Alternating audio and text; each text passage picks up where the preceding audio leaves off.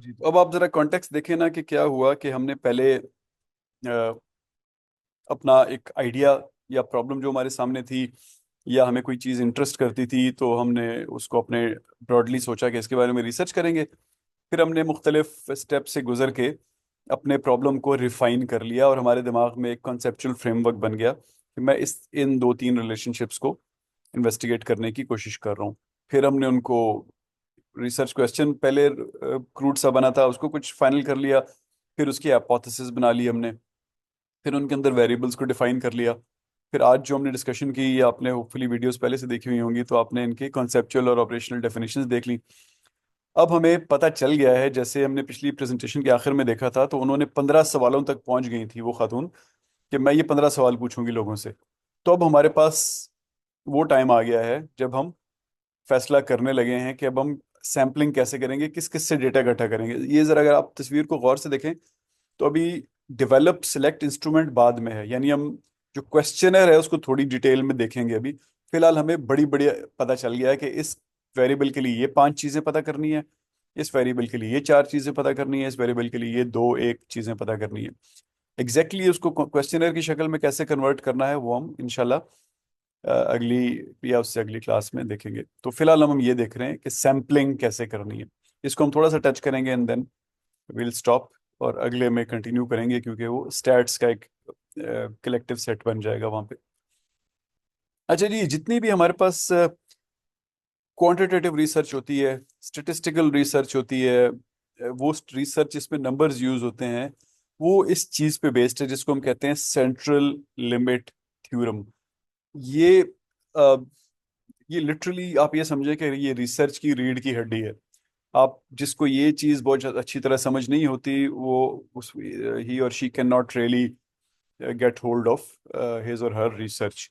तो आइडिया ये है कि सेंट्रल लिमिट थ्योरम के दो बड़े बड़े बातें हैं। पहली बात ये है कि दुनिया में हर चीज इस तरह डिस्ट्रीब्यूटेड है कि ज्यादातर लोग एक मीन के करीब होते हैं।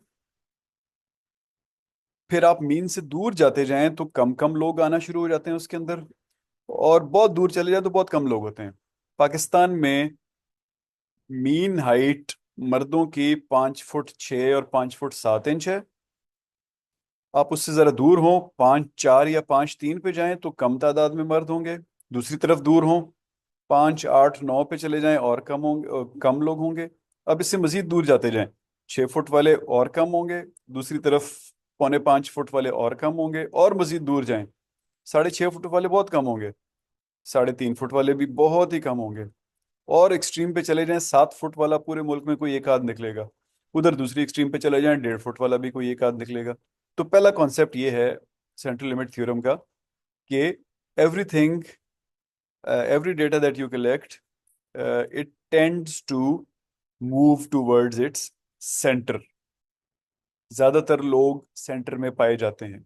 इसको एक और तरह से ये जो डेनियल कैनमैन एक नोबेल प्राइज विनर है थिंकिंग फास्ट एंड स्लो वाले, एमोस टेवस्की, उन्होंने उसको इस तरह कहा कि अगर आप एक बार कोई एक्सट्रीम वैल्यू अचीव कर लेते हैं, और इसी तस्वीर को आप देखें अगर, तो मेरा माउस, अगर आप मेरा माउस मूव होता हुआ नजर आ रहा है आपको?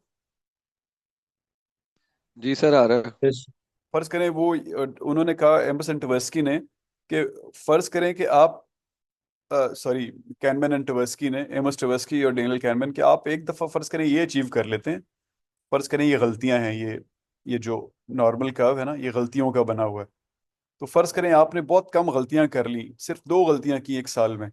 तो अगली बार आप यहाँ नहीं होंगे, you'll you'll move towards the centre of your distribution. फर्ज करें आप पिशावर पब्लिक स्कूल में पढ़े हुए हैं, फिर उस वहां से आप यूईटी टेक्सला आए, फिर वहां से आप अब वापडा में जॉब कर रहे हैं। तो ये आप एक खास ग्रुप से ताल्लुक रखते हैं। आपके ग्रुप की जो नॉर्मल डिस्ट्रीब्यूशन है वो फर्ज करें 10 गलतियां करते हैं साल में। आपने अगर 2 गलतियां की इस साल, तो अगले साल ज्यादा चांस है कि आप 10 के करीब पहुंच जाएंगे। अगली बार हो सकता है आप इस तरफ एक्सट्रीम पे चले जाएं, इस तरफ, लेकिन आप बार बार अपने सेंटर की तरफ आएंगे। तो इस ये उसी बात को एक और तरह से इन्होंने डिफाइन किया।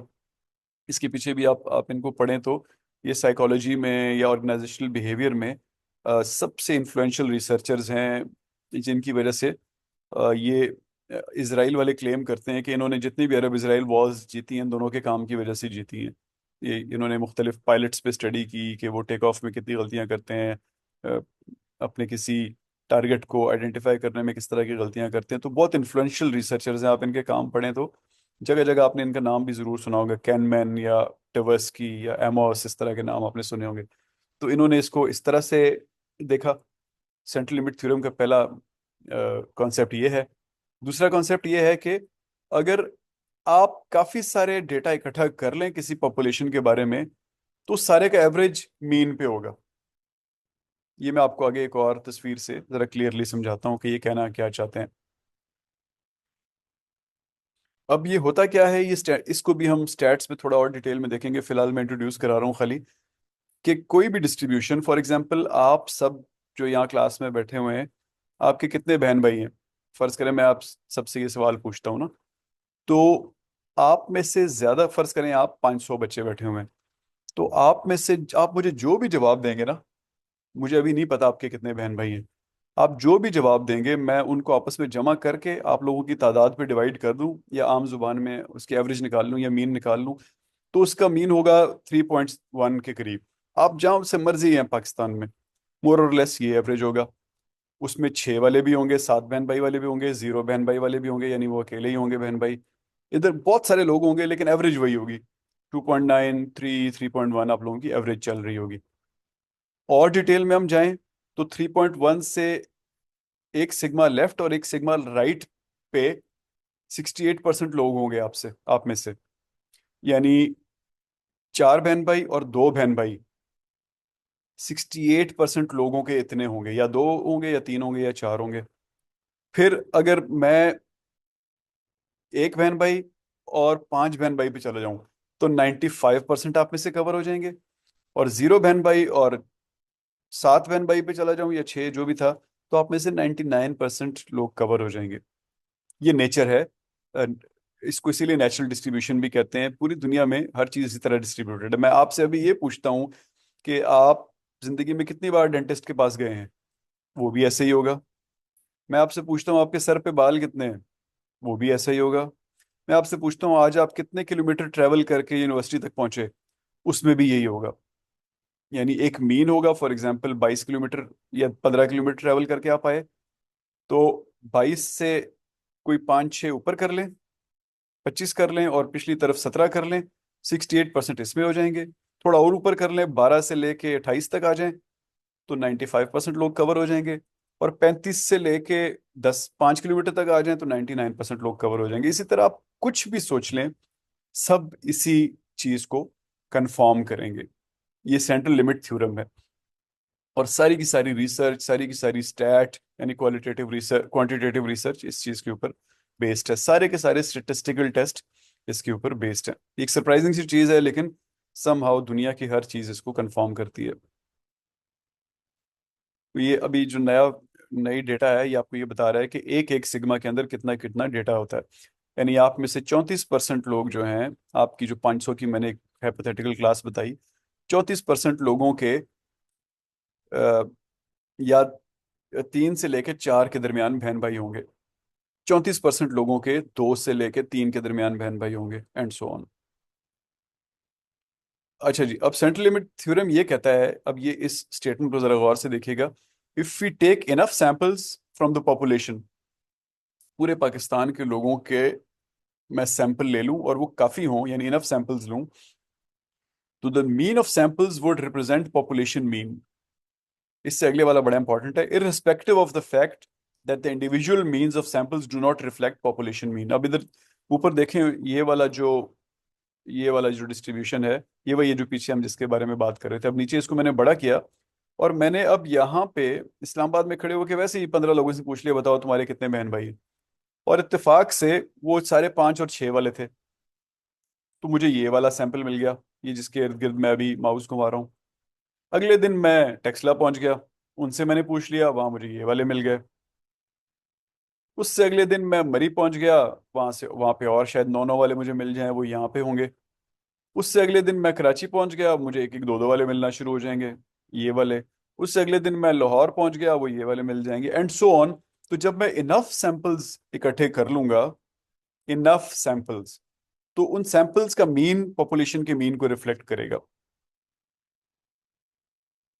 तो ये सैंपलिंग की बेसिस है कि आप सैंपलिंग बढ़ाते रहते हैं।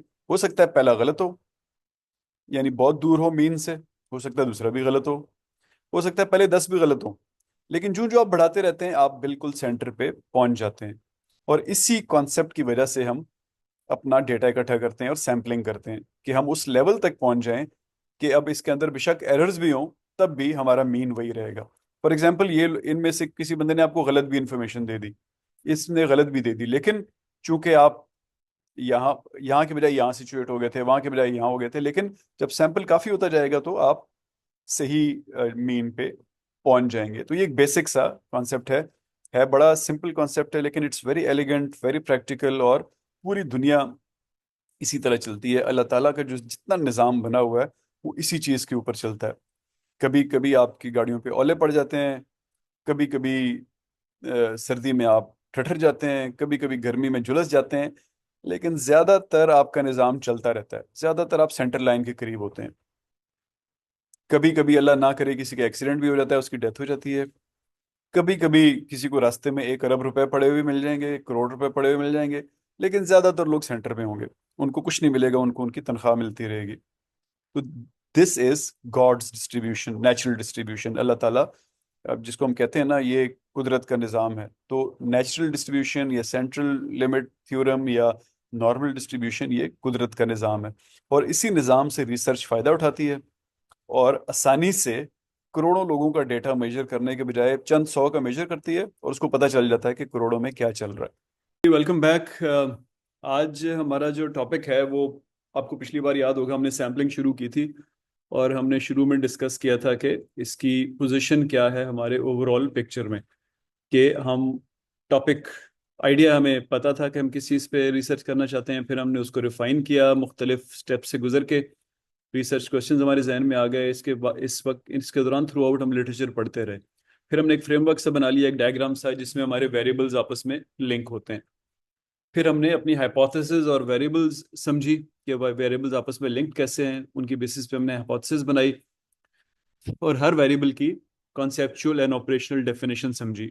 और उसके बाद हम सैम्पलिंग की तरफ आगे थे। सैम्पलिंग पे हमने ये बात की थी कि सैम्पलिंग जो है वो बेस्ड होती है स्पेशली क्वालिटेटिव स्टडीज की, क्वांटिटेटिव स्टडीज की, सेंट्रल लिमिट थ्योरम पे, जिसकी बड़ी बड़ी बात यह है कि ये नेचुरल डिस्ट्रीब्यूशन होती है। तकरीबन दुनिया में हर चीज़ का डेटा इसी तरह डिस्ट्रीब्यूटेड होता है, जिसमें मेजॉरिटी ऑफ द डेटा जो है वो मीन के करीब होता है। तकरीबन 68% डेटा एक स्टैंडर्ड डेविएशन लेफ्ट राइट जितना एरिया बनता है उसके अंदर होता है, 95% से ज़्यादा दो के अंदर होता है, और 99.7 के करीब तीन स्टैंडर्ड डेविएशंस में होता है। यानी कि मैंने आपको एग्जांपल बताई थी, मैं आपसे पूछूं कि आप लोगों के कितने बहन भाई हैं, तो आप लोगों में से जो भी आप मुझे जवाब देंगे, अगर उसका मैं मीन निकालूं और स्टैंडर्ड डेविएशन निकालूं, तो आप लोगों में से 68% लोग मीन के एक स्टैंडर्ड डेविएशन ऊपर नीचे होंगे। इसी तरह 95 और 99, 2 और 3%, 2 और 3 स्टैंडर्ड डेविएशन ऊपर या नीचे होंगे। फिर मैंने आपको बताया था कि सर आवाज नहीं आ रही। जी, आवाज नहीं आ रही आप लोगों को? किसी को भी नहीं आ रही? जी सर, आवाज आ रही स्टैंडर्ड आ रही है। डेविएशन जो आपने बताया था उसके बाद। हाँ जी, प्लीज सब लोग बताएं जी, प्लीज फीडबैक दें, आवाज आ रही है कि नहीं? जी सर, आवाज सर आ आ रही रही है। है। अच्छा, उस्मान, अभी तुम्हें सही आ रही है आवाज? जी सर, आवाज आ रही है। और दूसरे वाला उस्मान जिसने कहा था नहीं आ रही?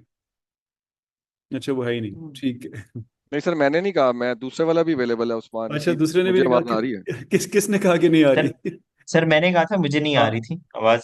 आना अच्छा, बिल्कुल हाँ फैसल, वो अब बताओ, अब म्यूट हो सही गया है? था जैसे। अब सही है? सर अभी ठीक आ रही है जी अच्छा, सर, मैं अब थोड़ा आ रही सा है। रिपीट कर देता हूँ ताकि जो पार्ट मिस हुआ है वो भी तुम्हें पता चल जाए। अच्छा, मैंने ये कहा था कि जो क्वांटिटेटिव स्टडीज होती हैं, स्टेटिस्टिकल स्टडीज होती हैं, वो बेस्ड होती हैं सेंट्रल लिमिट थ्योरम पे। और सेंट्रल लिमिट थ्योरम का लुब्बे लुबाब ये है कि आपका majority of the data it is clustered around the centre. Even अगर कोई एक आध वैल्यू बाहर भी निकल जाए तो नेक्स्ट वैल्यू वापस सेंटर के करीब आ जाती है, किसी भी साइड साइड पे बाहर निकल जाए। एग्जाम्पल मैंने ये दी थी कि अगर मैं आप लोगों से पूछूं फॉर एग्जाम्पल आप कितने किलोमीटर ट्रैवल करके आए हैं आज क्लास के लिए, और उसका मीन हो फर्ज करें 10 किलोमीटर, तो आज 68% से ज़्यादा क्लास के लोग जो होंगे वो 10 किलोमीटर से एक स्टैंडर्ड डेविएशन ऊपर और नीचे के अंदर अंदर जवाब देंगे। इसी तरह 95% लोग 2 स्टैंडर्ड डेविएशन ऊपर और नीचे जवाब देंगे, एंड सो ऑन। इसमें अगली चीज देखने की ये है कि आप नॉर्मली डेटा कलेक्ट करते हैं सैंपल्स की शक्ल में, तो आपको नहीं पता होता कि पहला सैंपल जो है वो नॉर्मल डिस्ट्रीब्यूशन के सेंटर से मुझे मिलेगा या कहीं बिल्कुल साइड से मिल जाएगा या दूसरी साइड से मिल जाएगा। लेकिन जब आप इनफ सैंपल्स इकट्ठे कर लेते हैं तो सैंपल्स का मीन पॉपुलेशन के मीन्स को रिप्रेजेंट कर रहा होता है, क्योंकि जैसा मैंने आपको बताया अगर एक आध रीडिंग आपको बाहर से भी मिल जाती है तो दूसरी रीडिंग स्विंग होके वापस सेंटर के पास आ जाती है। अगर एक आध दूसरी तरफ बाहर से मिल रही होती है तो दूसरी स्विंग होके सेंटर के पास आ जाती है, एंड सो ऑन। जैसे फॉर एग्जांपल आप अगर कॉइन टॉस कर रहे हो तो हो सकता है कि 5 में से तो 3 4 हेड आ जाएं, लेकिन 50 में से कभी 40 हेड नहीं आएंगे। जब आप 50 में से देखेंगे तो हेड और टेल्स 25 25 के करीब पहुंच चुके होंगे, और 500 में से तो बिल्कुल ही नहीं आएंगे, उनमें से तो बहुत ज़्यादा 250 250 के करीब आप पहुंच चुके होंगे, और 5000 में से तो कोई चांस नहीं है कि ज़्यादा दूर हो एवरेज 2500 से। अच्छा जी, अगली चीज़ हमने कहा था कि सैम्पलिंग करनी क्यों है। क्यों? क्योंकि अब पाकिस्तान में 24 करोड़ लोग हैं, सबका पता करना है कि उनकी कमाई कितनी होती है महीने की, तो 24 करोड़ लोगों से डेटा इकट्ठा करना लिटरली इम्पॉसिबल है। क्यों? आप आपको पता है कि पाकिस्तान की आखिरी सेंसस कब हुआ था, मरदमशुमारी कब हुई थी? तो हम सिर्फ मरदमशुमारी भी 10 15 साल में एक बार नहीं करा सकते, इतने ज़्यादा पैसे लगते हैं। तो फिर छोटा मोटा डेटा इकट्ठा करना तो इम्पॉसिबल है, इसलिए सैम्पलिंग की जाती है कि पैसे और टाइम बचाया जाए। और दूसरी क्यों रीज़न क्या है? क्योंकि ये हमारे पास अल्लाह ताला की तरफ से एक बहुत बड़ा गिफ्ट मौजूद है नॉर्मल डिस्ट्रीब्यूशन की शक्ल में। टोटल डेटा इकट्ठा करना ज़रूरी होता ही नहीं है। ये हमें सेंट्रल लिमिट थ्योरम बताता है कि कोई गड़बड़ भी हो गई तो अगला ठीक हो जाएगा, और थोड़ा थोड़ा बढ़ाते जाओ तो बिल्कुल ही ठीक हो जाएगा। इनफैक्ट बहुत सारी ऐसी स्टडीज़ हैं जो बताती हैं कि सोशल साइंसेज में एक 100 तक का पॉपुलेशन ठीक ठाक, 100 तक का सैंपल बहुत अच्छा सैंपल होता है। इनफैक्ट अगर आप अभी शायद थोड़ी देर में ये डिस्कशन में भी कहीं आए हमारे कि स्टेटिस्टिक्स में खुद जब 30 30 तक सैंपल होता है, यानी 30 से ऊपर सैंपल चला जाता है, तो जी टेबल यूज होना शुरू हो जाता है। यानी स्टेटिस्टिक्स की सारी साइंस खुद अज्यूम करती है कि 30th सैंपल के बाद नॉर्मल डिस्ट्रीब्यूशन को फॉलो करना शुरू कर देंगे आप। 30 से नीचे यानी 29 या 30 या 25 या 22 इस तरह सैंपल हो नंबर, तो फिर आप एक और टेबल या एक और डिस्ट्रीब्यूशन यूज करते हैं जिसको स्टूडेंट्स टी डिस्ट्रीब्यूशन कहते हैं। तो टी से जी में शिफ्ट होते होना का जो थ्रेशोल्ड है वो 30 सैंपल्स है। एक और चीज़ कि आप किसी भी सॉफ्टवेयर पे जैसे मिनिटैब है, जैसे एसपीएसएस है, जैसे आर है, या कोई भी और सॉफ्टवेयर जो कि स्टेटिस्टिक्स या स्टेटिस्टिकल एनालिसिस के काम आता है, उसमें आप एक विदाउट डेटा एक एक्सपेरिमेंट कर लें कि रैंडम डेटा डालें और नंबर उसमें बढ़ाना शुरू कर दें। पहले 30 रोज डालें, फिर 50 रोज डालें, वगैरह वगैरह। तो आपको समझ आएगा कि जब 400 से आप ऊपर जाते हैं तो डिस्ट्रीब्यूशन की शेप तकरीबन कांस्टेंट हो जाती है। आपको डिस्ट्रीब्यूशन के जो स्टेटिस्टिक्स होते हैं जो उसकी हेल्थ बता रहे होते हैं वो भी तकरीबन रुक जाते हैं, उससे ऊपर नहीं जा रहा होता। इसका मतलब है कि बड़ी से बड़ी पॉपुलेशन में से भी अगर आप 400 लोगों का डेटा ले लें तो आप तकरीबन सारी की सारी पॉपुलेशन के बारे में नॉलेज हासिल कर लेते हैं। अब इसमें छोटा सा डिस्क्लेमर है कि जो कुछ चीज़ें इंतहाई क्वांटिटेटिव नेचर से दूर होती हैं, जैसे फॉर एग्जांपल आपने आज आपके आपके जिस्म के अंदर इंसुलिन कैसे काम कर रही है और मेरे जिस्म में कैसे काम कर रही है, इसको एवरेज आउट करना एक तो बहुत मुश्किल है, दूसरा बेकार बात है। अब एक बंदा आपने 4 बंदे इकट्ठे किए, उनमें से एक डायबिटीज है, एक को ब्लड प्रेशर है, 2 को लिवर का प्रॉब्लम है वगैरह, तो ऐसे फजूल बात है उनको एवरेज करना ना, तो एवरेज करनी ही नहीं चाहिए। तो इस नेचर की अगर कोई स्टडी हो तो उसकी मैं बात नहीं कर रहा। मैं उन चीज़ों की बात कर रहा हूँ जो बाय नेचर एक बड़ी इन्वायरमेंट को फॉलो कर रही होती हैं। जैसे पाकिस्तान में कितने पैसे मिलते हैं नौकरी करते हुए फ्रेश ग्रेजुएट को, अभी एक बड़ी इन्वायरमेंट है और मोर और लेस कॉमन है। उसके अंदर स्ट्रेटिफिकेशन हो सकती है कि आईटी ग्रेजुएट्स को अलग कर लो, मैनेजमेंट ग्रेजुएट्स को अलग कर लो, एग्रीकल्चर वगैरह, इलेक्ट्रिकल मैकेनिकल इनको अलग कर लें। तो स्ट्रेटिफिकेशन आप कर सकते हैं, लेकिन बड़ी इन्वायरमेंट को कंफर्म कर रहे होते हैं सब। तो यहाँ तक हम पहुँच गए थे। और मैंने आपको ये वाली टर्म्स बताई थी इस तस्वीर के थ्रू, कि एक टारगेट या थ्योरेटिकल पॉपुलेशन होती है। जैसे फॉर एग्जांपल पाकिस्तान की पॉपुलेशन जो है, आप देखना चाहते हैं पाकिस्तान में लोग कितने अमीर हैं या गरीब हैं, तो आपकी थ्योरेटिकल पॉपुलेशन या टारगेट पॉपुलेशन पाकिस्तान है। फिर स्टडी या प्रैक्टिकल डिस्ट्रीब्यूशन है कि आप फैसला करते हैं कि मैं सिर्फ पिंडी इस्लामाबाद के लोगों को देखूंगा, तो ये आपकी स्टडी या प्रैक्टिकल पॉपुलेशन हो गई। और फिर वहाँ भी ऑब्वियसली 50 60 70 80 लाख लोग होंगे, तो उसके अंदर से फिर आप सैम्पलिंग करते हैं, 200 300 जितने भी 1000 जितना भी आप सैंपल लेते हैं वो सैंपल होता है। तो ये रिश्ता होता है सैंपल का स्टडी पॉपुलेशन का और टारगेट पॉपुलेशन का, या सैंपल का प्रैक्टिकल पॉपुलेशन का और थियोरेटिकल पॉपुलेशन का। मैं वापस वाली आपको स्लाइडें दिखा देता हूँ। यहाँ पे लिखा होता है टारगेट पॉपुलेशन, आई होप आप समझ गए हैं। सैम्पलिंग यूनिट, एक बंदा आपका इस केस में सैम्पलिंग यूनिट है। आप देखते हैं कि लोग अमीर हैं या गरीब हैं। फर्ज करें आप की स्टडी होती है कि हाउस होल्ड्स अमीर हैं या गरीब हैं, तो आपका सैम्पलिंग यूनिट हाउस होल्ड बन जाता। इसी तरह आप फर्ज करें जानवरों पे स्टडी कर रहे हैं, तो एक बकरी या एक गाय आपका सैम्पलिंग यूनिट बन जाता। अगर आप इनके फार्म्स पे स्टडी कर रहे हैं कि फार्म्स की इन्वायरमेंट क्या होती है, वहाँ की सक्सेस रेट क्या है, तो आपका यूनिट फार्म बन जाता। इसी तरह सैम्पलिंग फ्रेम क्या होती है कि जब आप अपने सारे सैम्पलिंग यूनिट्स को लिस्ट कर देते हैं, जिसके अंदर से फिर आप ड्रॉ करते हैं सैंपल्स, उसको हम सैम्पलिंग फ्रेम कहते हैं। और सैम्पलिंग स्कीम ये चीज़ होती है कि आप उनके अंदर में से किस स्कीम के तहत सिलेक्ट करेंगे। ये आज हम आखिरी के करीब हमारी स्लाइड है उस पर देखेंगे। अच्छा जी, अब आपका सैंपल अच्छा है या नहीं है, तो तीन चीजें इस पे सबसे ज्यादा इम्पैक्ट डालती हैं। पहली चीज है सैम्पलिंग प्रोसीजर, कि आप किस तरीके से सैम्पलिंग करेंगे। इसको भी हम जब आखिर में जिस स्लाइड की मैं बात कर रहा हूँ तकरीबन आखिर में, वो सैम्पलिंग के टाइप्स देख लेंगे उसमें। फिर सैंपल साइज, जैसे मैंने आपको बताया जो जो आप बढ़ाते जाते हैं ऑब्वियसली आपकी नॉलेज बढ़ती जाती है। इसमें थ्रेशोल्ड्स हैं 30, और फिर उसके बाद let me phrase it as well above 100। मैंने आपको बताया कि सॉफ्टवेयर के अंदर मेरी अपनी पर्सनल एक्सपेरिमेंट है कि 400 के बाद तकरीबन नियर परफेक्शन आ जाती है, लेकिन वेल अबव 100 को आपको हमेशा टारगेट करना चाहिए। और उसके बाद पार्टिसिपेशन, जैसे आप लोगों से डेटा तो मांग लेते हैं, तो क्या वो आपको डेटा वापस भेजते हैं क्वेश्चनर भर के, ये एक चीज़ है। और दूसरा क्वालिटी क्या होती है, क्या उन्होंने आंखें बंद करके टिक कर दिया या वाकई आपके सवालों का सही जवाब दिया। तो ये दोनों चीज़ें बहुत इंपॉर्टेंट होती हैं। कभी कभी ऐसा भी होता है कि, बल्कि मोस्टली आजकल के इन्वायरमेंट में ऐसा होता है कि लोग बिजी होते हैं,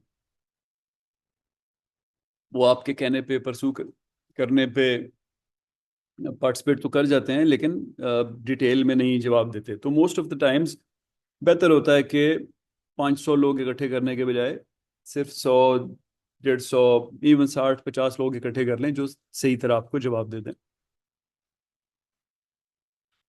अच्छा जी, अब यहाँ तक हमने पढ़ लिया था, और ये पहली स्लाइड है आज की।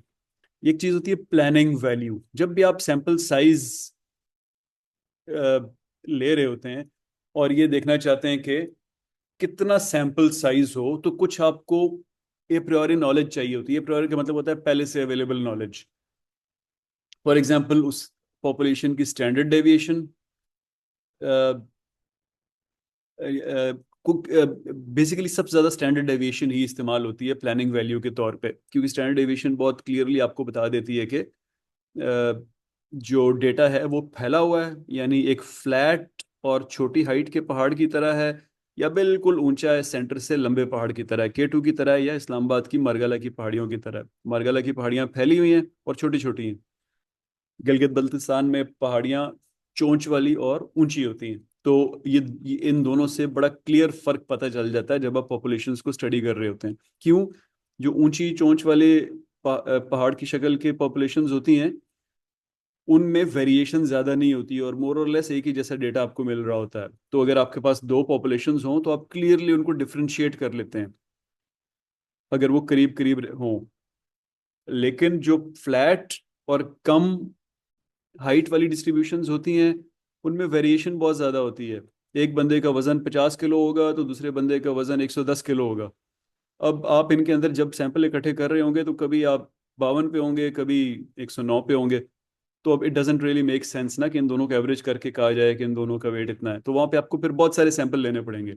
लेकिन ऊंची डिस्ट्रीब्यूशन, चोंच वाली पतली, उसमें एक बंदे का वजन 72 होगा, एक एंड पे, दूसरे एंड पे वजन होगा 75। इन दोनों का एवरेज करना बहुत लॉजिकल बात है और आपको बात बहुत जल्दी समझ आ जाती है। प्लानिंग वैल्यू आपको कहाँ से मिलती है? यानी स्टडी शुरू करने से पहले ही अगर आपको प्लानिंग वैल्यू चाहिए तो वो आपको इंजीनियरिंग के केस में डिज़ाइन स्पेसिफिकेशन से मिल जाती है। फॉर एग्जांपल, आप एक पार्ट बनाना चाहते हैं जो 5 mm का हो, और आपने मशीन पे प्रोडक्शन शुरू कर दी, और अब आप अपने आउटपुट को देख रहे हैं ये 5 का है या नहीं है, तो आपकी प्लानिंग वैल्यू आपको पता है कि 5 है, आप उसी से कंपेयर करेंगे। इसी तरह एक्सपर्ट ओपिनियन से आपको पता चलता है। जो फॉर एग्जांपल आप देखना चाहते हैं कि इस्लामाबाद में लोगों की एवरेज इनकम कितनी है, तो आप प्लानिंग डिवीजन में किसी कोई बंदा 25 साल से काम कर रहा हो, उससे आप पूछें तो वो आपको बहुत अच्छा एक एवरेज बता देगा। या सीडीए में एक बंदा आपको बहुत अच्छी एवरेज बता देगा, क्योंकि वो लोग इंटरेक्ट करते हैं पॉपुलेट आवाम से बहुत लेवल्स पे ना, तो उनको आइडिया हो जाता है कि कितना खर्च करने के काबिल है हमारी आवाम। फिर प्रायर स्टडीज से भी आपको मिल जाता है, आपके बेस पेपर से आपको मिल सकता है जिसमें ऑलरेडी उसने डेटा इकट्ठा करके कोई एवरेज निकाली होती है, स्टैंडर्ड डेविएशन निकाली होती है। और अगर कहीं से नहीं मिल रहा, फिर आपको छोटी सी पायलट स्टडी करनी पड़ती है। आपको 15, 20, 30 ले लें, बहुत अच्छी बात है, क्योंकि आप स्टूडेंट सी टी से निकल के जी डिस्ट्रीब्यूशन में आ जाएंगे, और उनकी जो स्टैंडर्ड डेविएशन होगी वो फिर आपकी प्लानिंग वैल्यू बन जाएगी। अब आप कहेंगे कि ये तो हमें पॉपुलेशन की चाहिए थी, यानी पूरे पाकिस्तान की चाहिए थी, और आप बीच में से 30 लोगों की लेके कह रहे हैं। तो मैं क्यों कह रहा हूँ? मैं इस अपने कॉन्फिडेंस की वजह से कह रहा हूँ, जो मुझे इसने दिया है, नॉर्मल डिस्ट्रीब्यूशन ने या सेंट्रल लिमिट थ्योरम ने, उसने मुझे बताया है कि आप बेशक गलत से ही शुरू कर दें, अल्टीमेटली आप ठीक जगह पे पहुंच जाएंगे, क्योंकि it will swing back to the centre. Sir ये डिजाइन स्पेसिफिकेशन का आपने क्या बताया था, वो जरा मैंने प्लीज मैंने ये बताया दोबारा। कि इंजीनियरिंग स्टडीज में ना, इंजीनियरिंग स्टडीज में आपको रिक्वायर्ड आउटपुट पता होती है। जैसे फॉर एग्जांपल, आप एक पार्ट बनाना चाहते हैं जो जिसकी जो डाया है वो 5 mm है। फर्ज करें एक नट बनाना चाहते हैं, इंटरनल डाया 5 mm, तो ये आपकी डिजाइन रिक्वायरमेंट है ना। और एक मशीन पे आपने बनाने शुरू कर दिए, और अब आप देख रहे हैं 5 mm के बन रहे हैं या नहीं, तो आप किससे कंपेयर करेंगे बने हुए को? सैंपल से, प्रोटोटाइप से। प्रोटोटाइप से भी पहले आपको कस्टमर ने कहा है कि मुझे 5 mm वाला चाहिए ना, तो आप उसको 5 mm से कंपेयर करेंगे। ऐसा ही है। जी आप ठीक है कहेंगे पाँच सर। एम एम हुआ तो ठीक है, वरना ठीक नहीं है। इसी तरह फर्ज करें, इवन सोशल साइंसेज में भी आप फैसला करते हैं कि मैं चाहता हूँ, मैं इस्लामाबाद का मेयर हूँ या जो भी हूँ, और मैंने फैसला ये किया है कि मैं चाहता हूँ इस्लामाबाद के सारे वर्कर्स 20 मिनट्स के अंदर अंदर अपने घर से अपनी वर्क प्लेस पे पहुंच जाएं। तो पहले हो सकता है कि आप देख रहे हो कि अभी सुजुकियों पे लोग जा रहे हैं, फिर आप देखें मेट्रो पे जा रहे हैं, फिर आप शायद कोई नया, फिर कोई बुलेट ट्रेन वगैरह लगाएं, लेकिन आपके दिमाग में एक प्लानिंग वैल्यू है, वो है 20 मिनट। तो आप हमें जब भी स्टडी करेंगे तो आपको अपने आप को एंकर करेंगे 20 मिनट में। तो डिजाइन स्पेक का ये मतलब है कि अगर आप ऑलरेडी आपको पता है कि निकलना क्या चाहिए और वही बिकेगा, तो उसको हम डिजाइन स्पेक कहते हैं। अच्छा जी, अगली चीज है sampling and non sampling error.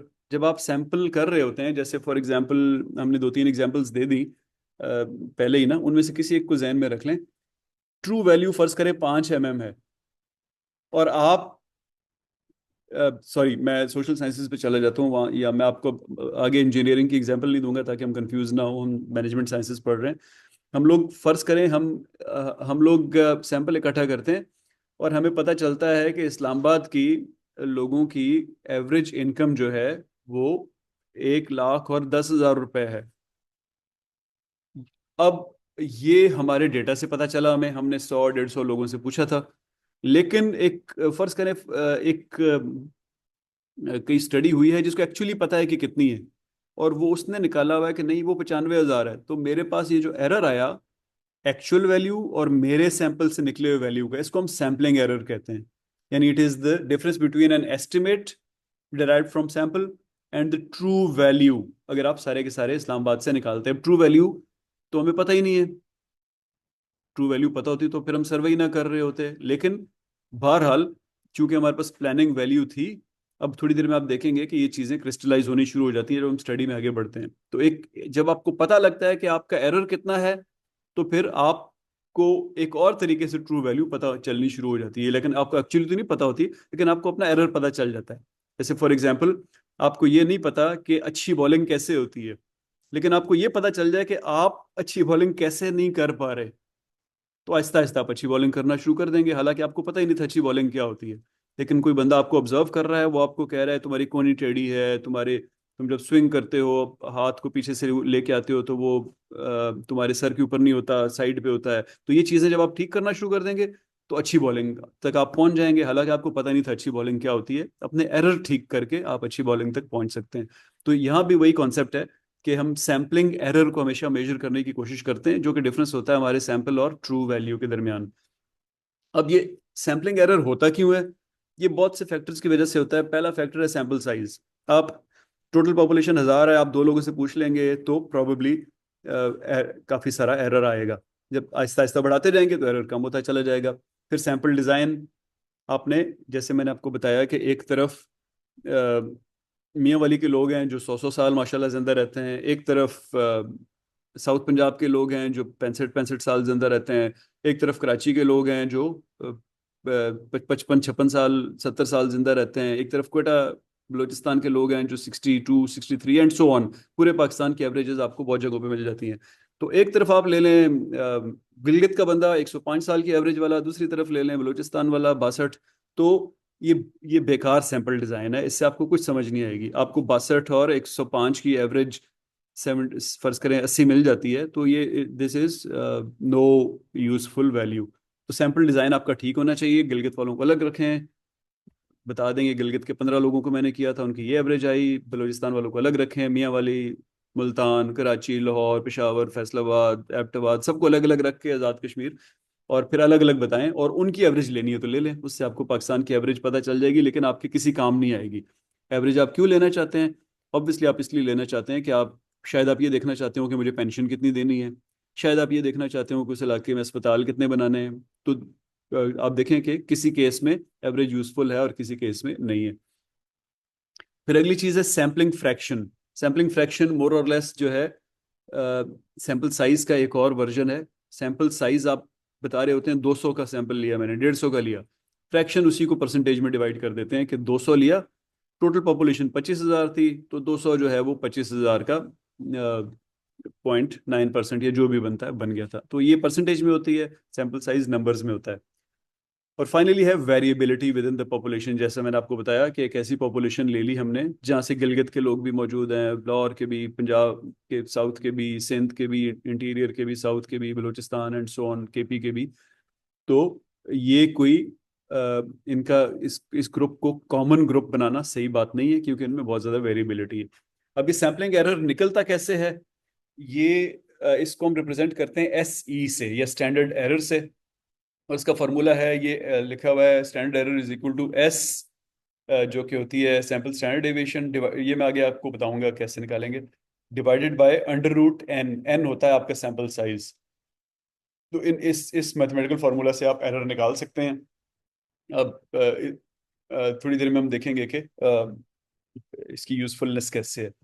और it can be reduced by increasing sample size. जैसे हमने ऊपर बताया कि सैंपल एरर हो रहा है सैंपल साइज की वजह से, तो सैंपल साइज बढ़ाते जाएं, सैंपलिंग एरर कम हो जाएगा। दूसरा इसने लिखा हुआ है स्ट्रेटिफिकेशन, यानी कि टुकड़ों में डिवाइड करना सैंपल्स को, गिलगित का टुकड़ा अलग, लाहौर का अलग एंड सो ऑन। उससे वेरिएबिलिटी का मसला हल हो जाएगा। इस तरह आप सारे मसले मुख्तलिफ चीज़ों से हल करते हैं, जो हम आगे पढ़ेंगे इंशाल्लाह। अब यहाँ पे आप लोगों ने एक टर्म पढ़ी हुई है स्टैंडर्ड डेविएशन ना, तो ये देखें आपके सामने जो तस्वीर बनी हुई है, इसमें नीचे लिखा हुआ है कि स्टैंडर्ड डेविएशन जो है वो एक सैंपल के अंदर की वेरिएबिलिटी होती है। यानी चोंच वाले पहाड़ की तरह है आपका डेटा एक सैंपल का, या फ्लैट पहाड़ की तरह है।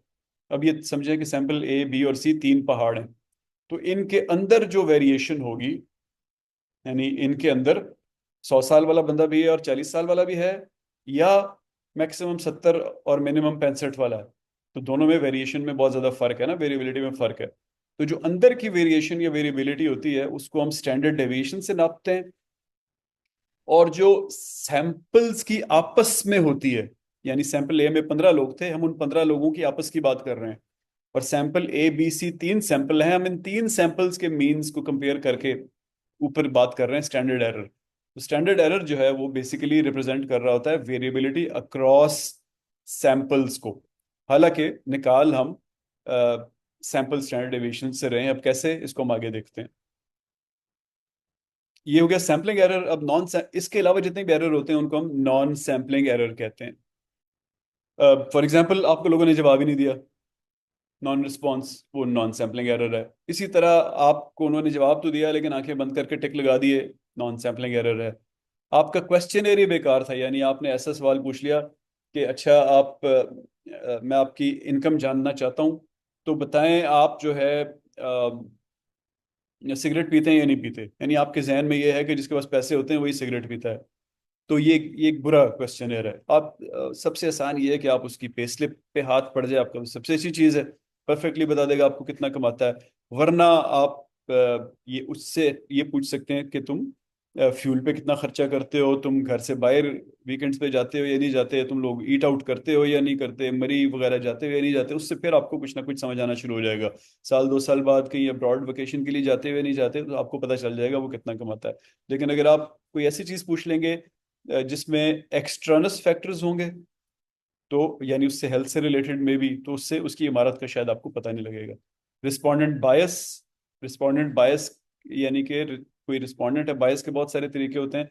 हो सकता है कि उसकी सोच में बायस हो ऑलरेडी। तो उससे आप पूछेंगे कि आजकल मुल्क की इकोनॉमी कैसी चल रही है, फर्ज करें वो नून लीग का है तो आपको बताएगा बहुत अच्छी चल रही है, बायस है। फर्ज करें वो पीटीआई का है, वो आपको बताएगा बहुत बुरी चल रही है, ये इटसेल्फ एक बायस है। तो फिर आपको इन चीज़ों को इस तरह डिजाइन करना पड़ता है कि वो वाली इनके अंदर से बायस निकल जाए। और प्रोसेसिंग एरर्स, आपने एक्सेल में डाला, मिनीटैब में डाला, वहां पे आपने 2 की जगह 21 लिख दिया, तो वो जो फिर उस तरह के एरर्स आएंगे वो नॉन सैम्पलिंग एरर्स होंगे। इनमें भी 2 किस्म के होते हैं, एक को हम कहते हैं सिस्टमैटिक एरर और एक को variable error. Systematic error basically क्या होता है कि आप जानना चाहते हैं कि पाकिस्तान में लोग कितना कमाते हैं ऑन एवरेज, और आपका क्वेश्चनर जो है वो खाली औरतों को चला जाए या खाली मर्दों को चला जाए, तो एक बायस आ जाएगी, क्योंकि आपको सिर्फ मर्दों की या औरतों की कमाई पता चलेगी। या और दूसरा जो एरर होता है उसको वेरिएबल एरर कहते हैं। वो किसी एक ओकेजन की वजह से तो एरर आ सकता है। जैसे फॉर एग्जांपल, आपने पूछा कि तुम्हें कितनी देर लगती है दफ्तर से घर आने में, और उस दिन जो है ओले पड़ रहे थे, तो उस पे वो बेचारा कहीं उसको खड़ा होना पड़ा पुल के नीचे। उसके जहन में वो चीज़ चल रही थी, तो रोज तो उसको 20 मिनट लगते होंगे, लेकिन उसने कहा यार आज 3 घंटे लगे हैं, तो चलो 20 के बजाय आधा घंटा कह देता हूँ। तो ये एक आध इशू, एक आध दिन तो ऐसा इशू हो सकता है, लेकिन अगले दिन ठीक हो जाएगा। वही सेंट्रल लिमिट थ्योरम, अगले दिन जो क्वेश्चनियर भर रहा होगा वो ठीक जवाब दे देगा। अच्छा जी, आगे चलते हैं। मार्जिन ऑफ एरर, एक ये चीज पढ़ लेते हैं, फिर हम छोटी सी ब्रेक करते हैं क्योंकि टाइम खत्म हो रहा है हमारे कैनवस का, सॉरी जूम का। तो अ, आप जब जब कभी कहते हैं ना कि इमरान खान की अप्रूवल रेटिंग इस वक्त 70% है, ±5%, तो ये जो आप ±5% कह रहे होते हैं ना, इसको हम कहते हैं मार्जिन ऑफ एरर। यानी आप बेसिकली बता रहे होते हैं सुनने वाले को कि मैंने स्टडी जो की है, इसकी सैम्पलिंग मैंने कुछ इस तरह की है कि 5% एरर का चांस है। तो ये basically it is the amount of random sampling error in the estimation of a parameter. इसको आप कैसे यानी आप उनको बेसिकली ये बता रहे होते हैं कि मैं आपको बता तो रहा हूँ कि प्राइम मिनिस्टर हाउस में 50 वॉशरूम है, लेकिन मैंने पूरे नहीं गिने, ये 40 से 60 के दरमियान कुछ भी हो सकते हैं। तो तुम जब कल अपने टीम भेजो सफाई करने के लिए वॉशरूम्स की, तो जहन में रखना है कि वो 40 भी हो सक 40 और 60 के दरमियान कहीं भी हो सकते हैं। तो इस चीज़ को हम कहते हैं मार्जिन ऑफ एरर। जब भी आप कोई प्रैक्टिकली काम करने लगते हैं तो आपको हमेशा मार्जिन ऑफ एरर रखना पड़ता है, जिसको हम इंजीनियरिंग की जुबान में टॉलरेंस कहते हैं। तो यहाँ पे मार्जिन ऑफ एरर कहते हैं हम इसको सोशल साइंसेज में। अब देखिए हमारे पास अब सिर्फ 4-5 स्लाइड्स रह गई हैं, लेकिन इसमें ना बहुत इंपॉर्टेंट कंटेंट है। आप लोग प्लीज़ गौर से सुनिएगा, थोड़ा अपना सर्वर हिला लें। ये मेरा ख्याल है इस सब्जेक्ट के की सबसे मुश्किल समझ आने वाली 4-5 स्लाइड्स हैं। तो मैं मुझे तो बताने में इतनी मुश्किल नहीं होगी, मैं जल्दी से बताता जाऊंगा, लेकिन आपके जहन में कोई सवाल है तो ज़रूर पूछेगा। ये कॉन्सेप्ट अगर आपके अभी क्लियर ना हुए तो फिर शायद कभी नहीं क्लियर होंगे। ये पढ़ने चीज़ों को पढ़ने से और लेक्चर सुन वीडियोस रिकॉर्डेड सुनने से बड़ी मुश्किल से समझ आते हैं। तो गौर से मेरी बात सुनिएगा, और जो चीज़ समझ नहीं आती तो वो आपने पूछना है। बीच में पूछना चाहते हैं बीच में पूछ लें हाथ रेस करके, वैसे बाद में पूछना चाहते हैं तो बाद में पूछ लीजिएगा। बल्कि बीच में बोल दीजिएगा, हाथ रेस नहीं करके बोल दीजिएगा, क्योंकि हाथ रेस शायद मुझे नजर ना आए। अच्छा जी। अब अब एक चीज होती है कॉन्फिडेंस इंटरवल। कॉन्फिडेंस इंटरवल क्या चीज होती है कि अ, आप इसकी एक पूरी आपके पास कैनवस पे एक डॉक्यूमेंट मौजूद है कॉन्फिडेंस इंटरवल एग्जांपल की, उसको साथ आप देखिएगा भी। लेकिन आइडिया क्या है कि आप बेसिकली हमने थोड़ी देर पहले मार्जिन ऑफ एरर की बात की ना, ये उसी की एक और रिप्रेजेंटेशन है कि आप बेसिकली बता रहे हैं कि आप कितने परसेंट श्योर हैं कि आपकी जो आपने वैल्यू बताई है, इसमें से अगर मैं 100 वैल्यूज लूं तो 95 वैल्यूज जो हैं वो अ, उसी कॉन्फिडेंस मार्जिन ऑफ एरर में आएंगी जो मैंने आपको बताई। जैसे फॉर एग्जांपल यहाँ पे मैंने कहा कि मार्जिन ऑफ एरर मेरा 5 है, तो मेरा जो कॉन्फिडेंस इंटरवल हो गया वो हो गया 50 और 60 के दरमियान। इस केस में मेरा मार्जिन ऑफ एरर चूंकि 5 था, वैल्यू मैंने 55 बताई, ±5 मैंने आपको मार्जिन ऑफ एरर बताया, तो मेरा जो कॉन्फिडेंस इंटरवल है वो हो गया 50 से 60। अब इस चीज को कैलकुलेट कैसे करते हैं? तो बेसिकली ये ऊपर फॉर्मूला देखिएगा जो लिखा हुआ है, इससे पहले सबसे नीचे वाले फॉर्मूला को देख लें, स्टैंडर्ड एरर जो हमने थोड़ी देर पहले डिस्कस किया। तो स्टैंडर्ड एरर हम कैसे कैलकुलेट करते हैं कि सैंपल स्टैंडर्ड डेविएशन लेके उसको अंडर रूट ऑफ सैंपल पे कर देते हैं। यानी आपने 50 लोगों का सैंपल लिया तो एन आपका 50 हो गया, और उस उन 50 की स्टैंडर्ड डेविएशन निकाल ली। स्टैंडर्ड डेविएशन आप बड़ी आसानी से जब आपके पास डेटा हो तो निकाल सकते हैं, आपको एक्सेल भी निकाल देता है, सारे कैलकुलेटर्स भी डायरेक्टली निकाल देते हैं। तो स्टैंडर्ड डेविएशन को आप अंडर रूट ऑफ 50 पे अगर डिवाइड करेंगे तो उसको हम स्टैंडर्ड एरर कहेंगे। अब स्टैंडर्ड एरर को अगर आप जी स्कोर, बेसिकली एक चीज होती है जी टेबल, मैं आपको दिखा देता हूँ वो टेबल। आप लोगों ने श्योर कहीं ना कहीं देखा होगा अंडरग्रेड में, लेकिन जस्ट रिफ्रेश करने के लिए मैं आपको दिखा देता हूँ। Okay.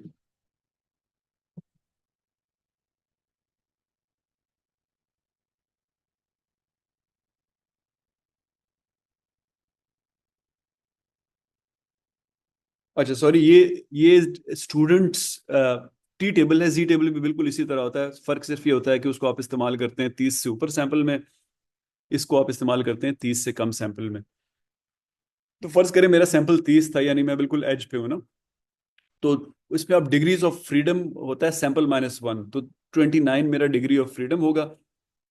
और मैं अपने दिमाग में पहले सिग्निफिकेंस लेवल एक अपने अपने दिमाग में रखूंगा, सिग्निफिकेंस लेवल के मैं 95% श्योर होना चाहता हूँ। 95% मैं यकीन के साथ कहना चाहता हूँ जब मैं किसी को बताऊं कि मेरी वैल्यू 10 निकली है, ±2 निकली है, मैं 95% कॉन्फिडेंस के साथ बोलना चाहता हूँ। तो जब आप 95 कहेंगे तो ये 0.05 वाला, सॉरी ये शेयर हो रहा है आप लोगों से? नहीं, मैं शेयर कर देता हूँ पहले। अच्छा जी, अब आपको ये नजर आ रहा है टी टेबल? सॉरी। जी सर, नजर आ रहा है अब। तो आप बेसिकली क्या होगा कि हमारा आपका सैंपल फर्ज करें 30 था, तो आप डिग्रीज ऑफ फ्रीडम में 29 पे चले जाएंगे। यहाँ पे सैंपल -1 को डिग्री ऑफ फ्रीडम कहते हैं। 29th रो में आपने फैसला किया कि मैं 95% श्योर होना चाहता हूँ। फॉर एग्जाम्पल आप एक स्टेटिस्टिकल स्टडी कर रहे हैं मैनेजमेंट से रिलेटेड, तो 95% इज अ गुड नंबर। लेकिन आप स्टडी करना चाहते हैं किसी अनइम्पॉर्टेंट चीज़ पे, कि मैं जब सुबह सुबह जाता हूँ तो मुझे रास्ते में अच्छे दरख्त नजर आते हैं या नहीं नजर आते। अब ये चीज़ इतनी नहीं है कि जिससे किसी की जान चली जाए, तो वहाँ पे शायद आप मजीद कम करें और आप कहें मैं 85% श्योर होना चाहता हूँ, तो आप 0.15 पे आ जाएंगे, यानी 100 में से 15 निकाले तो 85 हो गया, एंड सो ऑन। लेकिन फर्ज करें लाइफ एंड डेथ का क्वेश्चन है, आप कहना चाहते हैं कि जहाज कितनी दफ़ा क्रैश होते हैं जब उनमें ये वाला काम किया जाए, यानी ज़्यादा लगे जलाओ किया जाए या सो ऑन, कोई भी चीज़, तो आप कहेंगे नहीं मैं 99.5% श्योर होना चाहता हूँ, तो आप इस कॉलम में आ जाएंगे जो सबसे आखिरी कॉलम है, 0.00, सॉरी इस वाले में आ जाएंगे जो कि ये वाला है 0.005 पे, और उससे भी कम होना चाहते हैं तो मजीद आगे जाते जाएंगे। तो ये मैं 0.05 वाले कॉलम में नीचे जाऊंगा, और 29 के आगे जो वैल्यू लिखी है 2.045, ये अब मेरी जी वैल्यू है या स्टूडेंट्स टी वैल्यू है, डिपेंड करता है कि आपका सैंपल 30 से ऊपर था या कम था। तो अगर 30 से कम था या 30 था तो मैं टी टी वैल्यू से ये ले लूंगा 2.045। और मैं वापस आ रहा हूँ अब अपनी प्रेजेंटेशन पे जो हम देख रहे थे।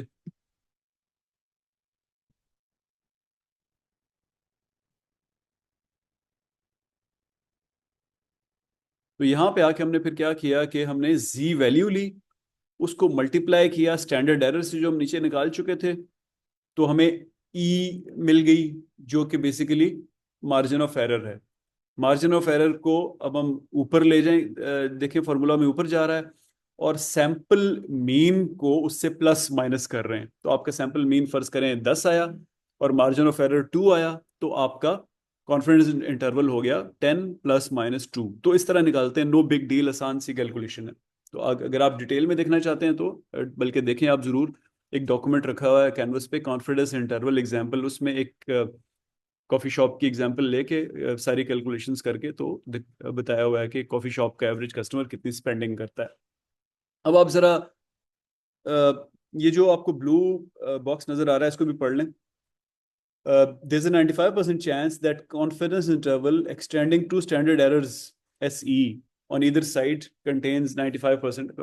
यानी आप अगर 95% करना चाहते हैं तो आप, अब ये दिस इज थियोरेटिकल नॉलेज, इतनी इंपॉर्टेंट नहीं है, जो डीप डाउन करना चाहता है रिसर्च में उसके लिए है कि अगर आप 95% कॉन्फिडेंट होना चाहते हैं तो बेसिकली आप दो स्टैंडर्ड एरर्स राइट और left side of the mid value के जा रहे होते हैं। जब आप 3 करना चाहते हैं, 99% 0.7% श्योर होना चाहते हैं, तो आप 3 स्टैंडर्ड एरर ऐड कर रहे होते हैं आप अपनी मीन वैल्यू से। यानी मैंने 10 एस्टिमेट किया, तो मैं चाहता हूँ मैं 99.7% श्योरिटी के साथ बता सकूं, तो फिर मैं 3 दफ़ा एरर ऐड करूंगा स्टैंडर्ड एरर मीन से। लेकिन अगर मैं सिर्फ 68% श्योर होना चाहता हूँ तो एक स्टैंडर्ड एरर ऐड करूंगा। यानी मैं अगर आपसे कहूंगा कि 9 और 11 के दरमियान है वैल्यू, मैं तुम्हें 10 बता रहा हूँ लेकिन 9 और 11 के दरमियान हो सकती है, तो फिर 68% दफ़ा मैं ठीक हूँगा, बाकी दफ़ा गलत हूँगा। लेकिन अगर मैं आपको कहूँ कि 10 तो मैं बता रहा हूँ लेकिन 8 और 12 के दरमियान है, तो मैं फिर 95% दफ़ा ठीक हूँगा। लेकिन अगर आप, मैं सर आपको ये कहता हूँ कि 7 और 13 के दरमियान है, यानी 10 तो मैं बता रहा हूँ लेकिन बस जहन में रखना कि 7 और 13 में वेरी हो सकती है, तो ये बात मेरी 99.7% टाइम्स ठीक होगी, यानी ऑलमोस्ट कभी गलत नहीं होगी। तो अब ये जो मैंने 95% आपको बताया कॉन्फिडेंस इंटरवल, या 99 या जो भी आप रखेंगे, जो it is up to you, depend करता है कि आप किस नेचर की रिसर्च कर रहे हैं।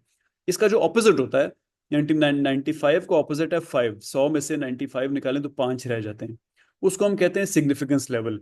यानी आपको जब भी कोई कहता है ना कि तुम्हारी स्टडी का सिग्निफिकेंस लेवल क्या है, तो बेसिकली वो आपसे ये पूछ रहा होता है कि what is the opposite of the percentage you want to be sure. यानी आपने प्लान किया हुआ कि I want to be 99% sure, तो आपका सिग्निफिकेंस लेवल हो जाएगा 1.1, ठीक है जी? क्योंकि ये 100 में से 5 निकाले, 99 निकालें तो एक रह जाता है, और या 1 में से 0.99 निकालें तो 0.1 रह जाता है, तो आपका अल्फा लेवल या सिग्निफिकेंस लेवल हो जाएगा 0.1। अब इसको आगे कैसे इस्तेमाल करना है मैं आपको क्विकली बताता हूँ। अभी कंफ्यूजन होगी आपको, अब फिलहाल सवाल मत पूछिएगा, जो भी हो रहा है अगले में आपको ज़्यादा क्लैरिटी हो जाएगी। अच्छा जी, तो आप जब ये जो तस्वीरें डिस्ट्रीब्यूशंस की बनी हुई हैं, ये हम्प्स जो बने हुए हैं, पहाड़ियाँ छोटी छोटी बनी हुई हैं, ये आपको ऊपर और नीचे दो बनी हुई, ये आपको बता रही है कि ऊपर वाली जो दो पहाड़ियां हैं इनके दरमियान अगर आप फर्क पता करना चाहते हैं तो आपको बहुत ज्यादा तरद्दुद करने की जरूरत नहीं है, आपका छोटा सा टेस्ट भी हाई पावर टेस्ट होगा। लेकिन अगर आप नीचे वाली पहाड़ियों में फर्क पता करना चाहते हैं तो आपका टेस्ट लो पावर होगा, आम सा टेस्ट। आपको अच्छा टेस्ट डिजाइन करना पड़ेगा अगर आप वाकई फर्क पता करना चाहते हैं। तो पावर एक वो चीज होती है जो कि बताती है कि कितना चांस है कि आप डिफरेंस डिटेक्ट कर लेंगे व्हेन इट एक्चुअली एग्जिस्ट्स। यानी आपसे कहा जाए कि पिंडी के रहने वाले और गुजर खान के रहने वाले, इन दोनों की आमदनी में फर्क पता करें। तो अगर पिंडी की आमदनी फर्ज करें 1 लाख और 1.25 लाख के दरमियान है, ये रेड वाला हम, और गुजर खान की 70,000 और 75,000 के दरमियान है, तो आप बहुत जल्दी आपको पता चल जाएगा। आप 15-20 लोगों से पिंडी से पूछेंगे, 15-20 लोगों से गुजर खान से पूछेंगे, आपको फौरन पता लग जाएगा। लेकिन फर्ज करें कि पिंडी की 1,10,000 है और गुजर खान की 1,05,000 है, तो फिर इतने आराम से आप नहीं पता कर सकेंगे। आप उधर 5-5 से पूछेंगे तो वो आगे, आप हो सकता है आपको गुजर खान की, आप ऐसा सैंपल ले लें कि गुजर खान की ज्यादा लगे आपको। इसका मतलब है कि आपका डिजाइन की पावर नहीं है ज्यादा। पहले केस में ज्यादा थी क्योंकि इनहेरेंट डिफरेंस ही कम, बहुत ज्यादा था दोनों में। तो इस चीज को पावर कहते हैं कि how well you can detect the difference when it actually exists. So power is a probability, in other words, that you will correctly reject the null hypothesis when it is false. यानी null hypothesis क्या है? पिंडी और गुजर खान के लोगों की आमदनी एक जितनी नहीं है, दिस इज null hypothesis। तो अगर ये बात झूठ है, यानी उनकी एक जितनी है, तो आप इस चीज को फिर रिजेक्ट कर देंगे अगर आपका टेस्ट हाई पावर का है। लेकिन अगर बात ये झूठ है, लेकिन आप टेस्ट ऐसा कर लेंगे कि दो दो लोगों से पूछा, असल में उनमें बहुत फर्क है, तो फिर आप लो पावर का टेस्ट आपका डिजाइन हुआ हुआ है। अब ये जो पावर है ये भी उसी तरह सैम्पलिंग साइज से, सैंपल साइज से डिटरमिन होती है। यानी 5-5 लोगों से पूछा तो लो पावर है, 5-5 हजार लोगों से पूछ लिया तो आपकी पावर एकदम बहुत बढ़ गई आपके टेस्ट की, क्योंकि अब आपके पास बहुत अच्छा मीन आ गया है, बहुत अच्छी स्टैंडर्ड डेविएशन आ गई, आपको एग्जैक्टली पता लग गया है। इसी तरह ये मैग्नीट्यूड ऑफ पॉपुलेशन इफेक्ट से भी पता चलता है कि आपस में ये सिमिलर हैं या नहीं। इसको कहते हैं मैग्नीट्यूड ऑफ पॉपुलेशन इफेक्ट, कि दोनों पॉपुलेशन आपस में कितनी सिमिलर या कितनी डिफरेंट है। और एक तीसरी चीज होती है प्रोबेबिलिटी ऑफ टाइप 1 एरर। यानी पीछे जो आपने अल्फा लेवल सिग्निफिकेंस लेवल एक अपने लिए खुद ही डिटरमिन कर लिया था, जब आपने कहा ना 95% मैं श्योर होना चाहता हूँ, तो आप अपने लिए सिग्निफिकेंस लेवल 5% खुद ही डिटरमिन कर लिया। तो जितना आपका अल्फा लेवल बढ़ता जाता है, आपकी पावर बढ़ती जाती है। मैं कह रहा हूँ कि मैं सिर्फ 50% श्योर होना चाहता हूँ, तो आपने अपना अल्फा लेवल बहुत बढ़ा लिया। 50% श्योर होना तो बहुत आसान है, इसका मतलब है आप आधी बार गलत भी हो जाए तो कोई मसला नहीं है। तो इसका मतलब है आपकी पावर अब बहुत ज्यादा है। ऐसा ही है कि कोई बंदा जो है वो, जिसको कहते हैं ना he has nothing to lose, तो उस सेंस में वो बहुत पावरफुल होता है। वो आके आपके ऊपर हमले भी कर सकता है, पत्थर भी मार सकता है आपको। लेकिन if somebody has a lot to lose, तो वो आपकी फिर बदतमीजी भी बर्दाश्त करेगा, सब कुछ करेगा। तो उस तरह की कोई चीज़ है यहाँ पे कि आपका अल्फा वैल्यू जब बढ़ जाती है तो आपकी पावर बढ़ जाती है, क्योंकि you can afford to make errors. और फिर चौथी चीज़ है वेरिएबिलिटी इन द पॉपुलेशन। नीचे बात हो रही थी दो पॉपुलेशंस के आपस में फर्क की, यानी यहाँ पे जो हम बात कर रहे थे, सॉरी एक हमारी स्लाइड भी गायब हो गई है।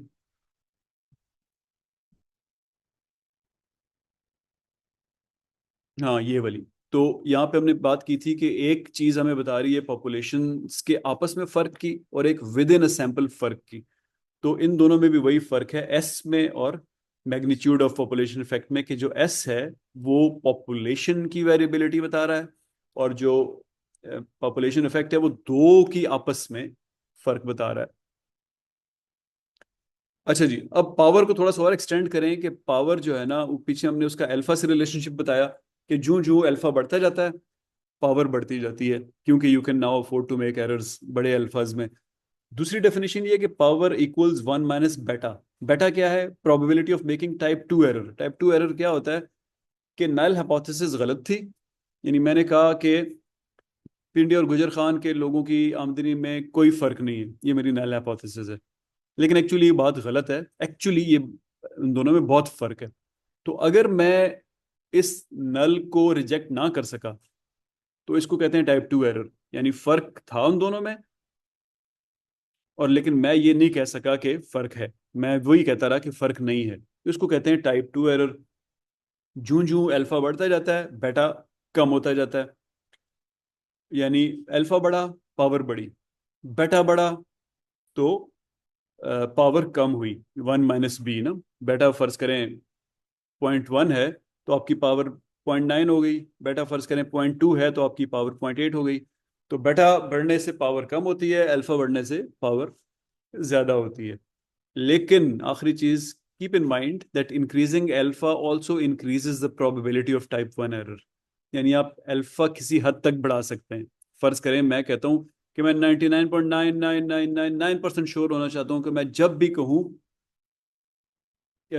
जिस तो मैं ऑलमोस्ट सर्टेनली हमेशा ठीक हूं। तो फिर उसमें क्या होगा कि आपकी प्रोबेबिलिटी ऑफ टाइप 1 एरर बढ़ जाएगी। यानी अगर किसी वक्त आप बात ठीक नहीं भी है तो वो फिर आप डिटेक्ट ही नहीं कर सकेंगे। आप आपने अपना अल्फा इतना बढ़ा लिया है कि अब कोई एरर आएगा भी तो आप उसको डिटेक्ट ही नहीं कर सकेंगे। इन अदर वर्ड्स, ये दोनों जो हम्प्स हैं, जो लो पावर जिन पे लिखा हुआ है, ये बहुत करीब आ गए हैं। अब इनमें अगर डिफरेंस हुआ तो आपको आपसे पकड़ा ही नहीं जाएगा।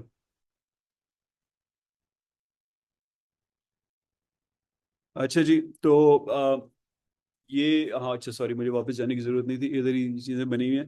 यानी आप देखें ये जो लेफ्ट साइड पे 3 हम्प्स बने हुए हैं, तो एक तरफ देखें स्टैंडर्ड डेविएशन 3 है, एक तरफ स्टैंडर्ड डेविएशन 1.5 है और एक तरफ 0.5 है।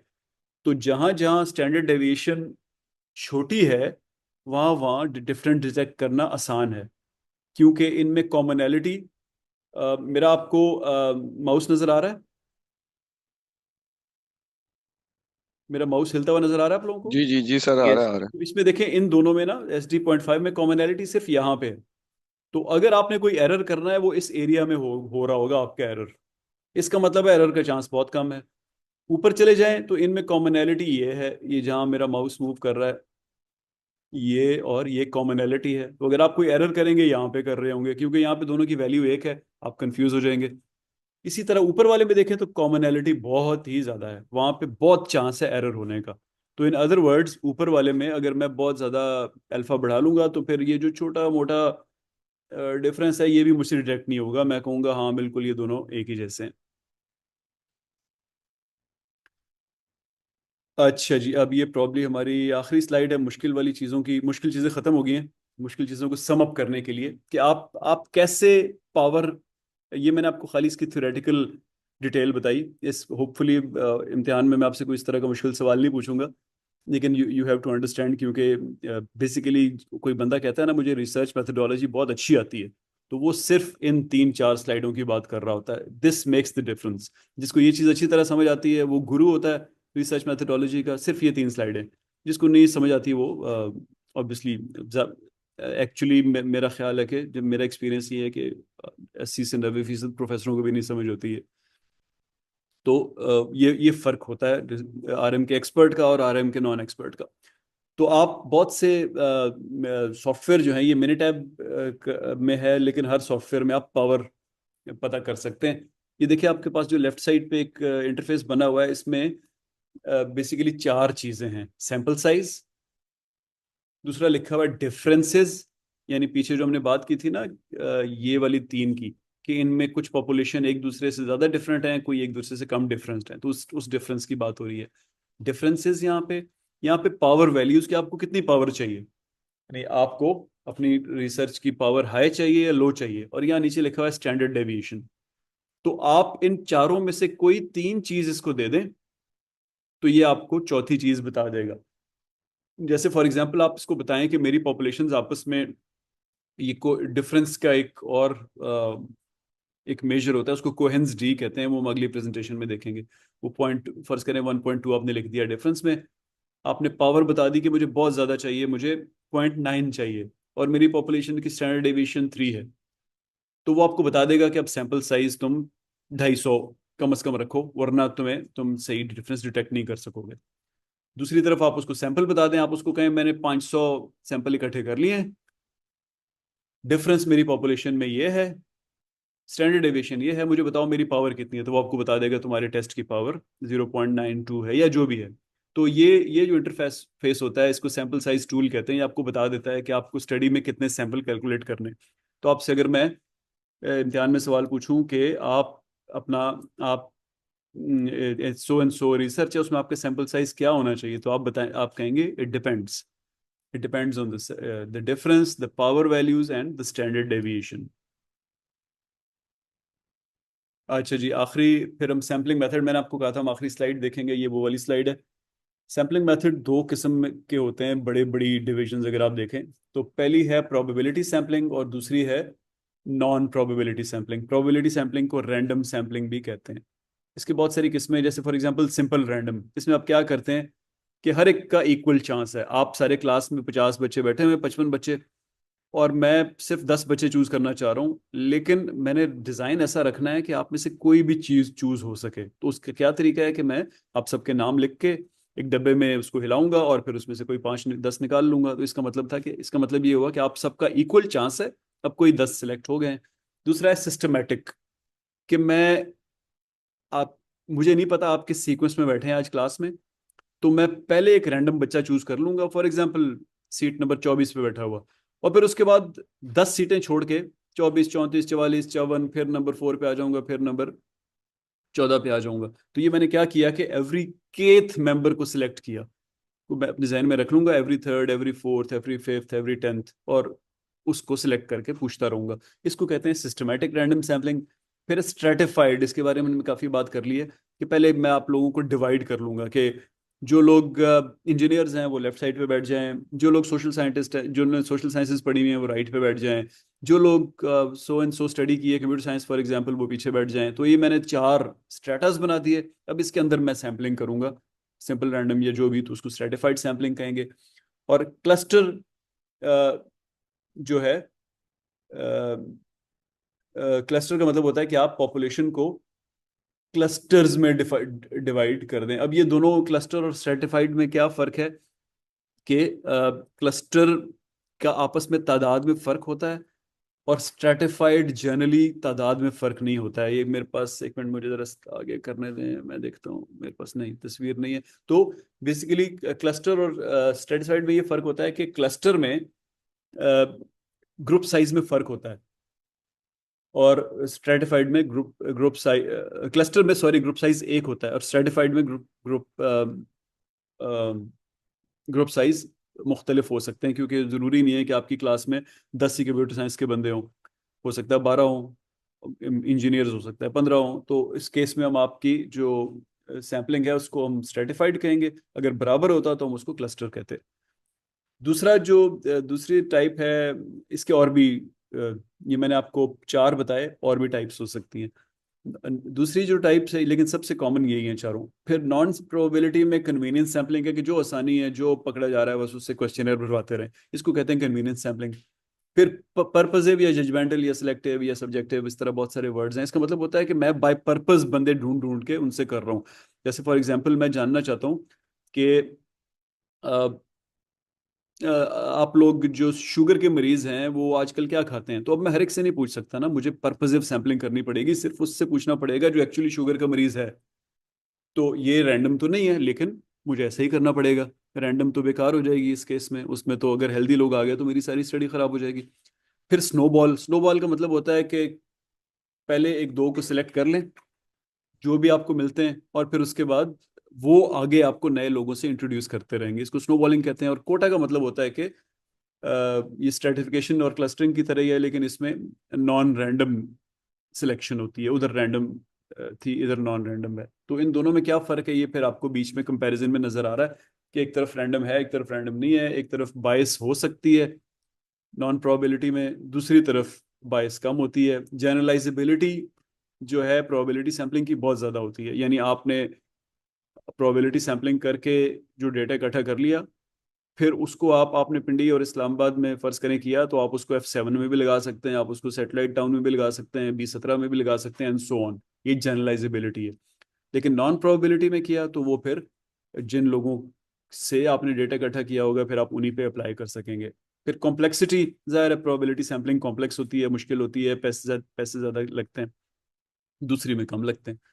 और यूज़ केस क्या है कि प्रोबेबिलिटी सैम्पलिंग आप फॉर एग्जांपल लार्ज पॉपुलेशंस हों जब आपके पास, या आपको जनरलाइजेबिलिटी ज़रूरी है कि ऐसी स्टडी कर रहे हैं, फॉर एग्जांपल वर्ल्ड बैंक ने आपको स्टडी दी है और वो चाह रहे हैं कि वो आपकी स्टडी को पूरे पाकिस्तान के लिए इस्तेमाल करें, तो फिर आप वहाँ पे प्रोबेबिलिटी सैम्पलिंग करेंगे। दूसरी तरफ अगर आपने कोई स्मॉल स्केल स्टडी करनी है या कोई स्पेसिफिक केसेस को देखना है तो फिर आप नॉन प्रोबेबिलिटी सैम्पल करेंगे। इनमें ठीक बेहतर कौन सा है, कुछ नहीं आप नहीं कह सकते, ये डिपेंड करता है कि आपकी स्टडी का डिज़ाइन किस नेचर का। जैसे मैंने आपको बताया कि आप फर्ज करें कोई मेडिकल स्टडी कर रहे हैं तो आप हमेशा ही नॉन प्रोबेबिलिटी सैम्पलिंग करेंगे, जिसमें आप एक पर्टिकुलर डिजीज़ को देख रहे हैं, या आप